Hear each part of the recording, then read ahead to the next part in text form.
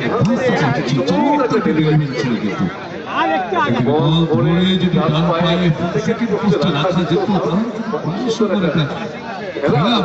সাক্ষী হতে পারতেন।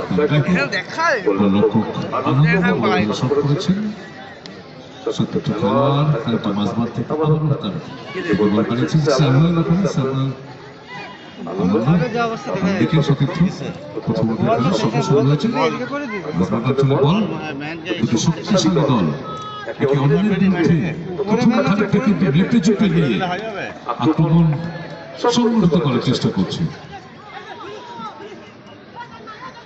ডান দিক থেকে নিয়েছেন কিন্তু না সুরক্ষিত জমি দিয়ে বল চলে গেছে মাঠে গোলকিক প্রথম খেলার সঙ্গে শুরু হয়েছে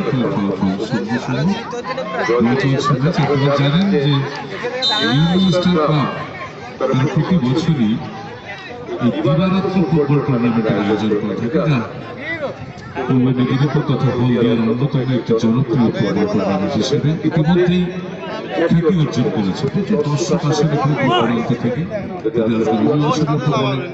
সকলকে আমরা স্বাগত জানাচ্ছি। ছুটির দিনে খুশির মেজাজে ছুটির আমেজ সবাই ফুটবল দেখতে চলে এসেছে। এটাই হলো ফুটবল, ফুটবলের সঙ্গে মানুষের সম্পর্ক এমনটাই। বল চলে গেছে আমার পাশে অতিক্রম করে মুক্তি পায়নি, খেলা ফলাফল যাচ্ছে না, তাই এখন পর্যন্ত 0-0 ড্র চলছে।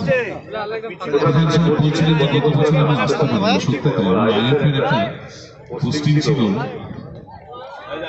মেয়েদের প্রথম আইএফএ শিল্ড করে গত বছর, ফাইনাল ম্যাচ ছিল আমার আইএফএর পোস্টিং। আমি কোনো কারণে সেটাকে না করতে পারিনি।